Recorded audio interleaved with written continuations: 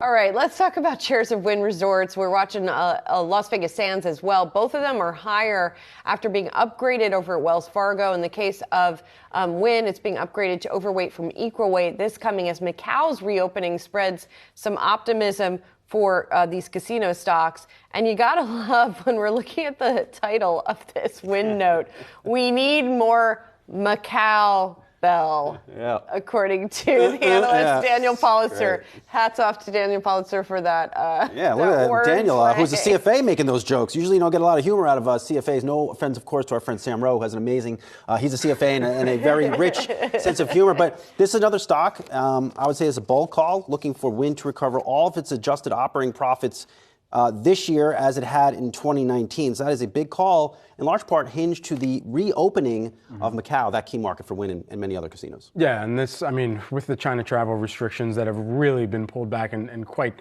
rapidly and questionably so in many of the instances, given the number of cases that are continuing to rise in the spread of COVID, it is still coming with where the reaction from other countries and the travel that goes into that region, where that is still going to hold up, and the consumer appetite for people actually traveling there too.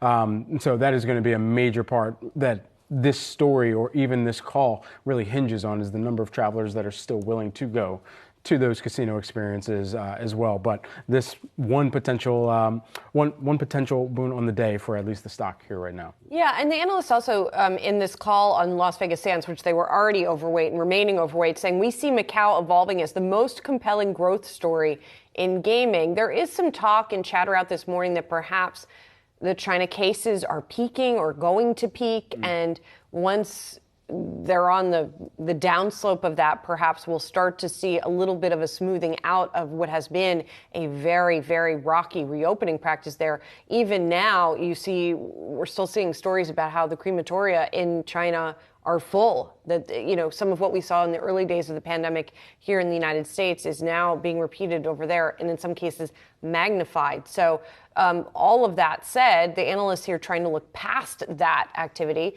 And it's not just happening with the casinos. We're seeing China stocks that trade here in the U.S.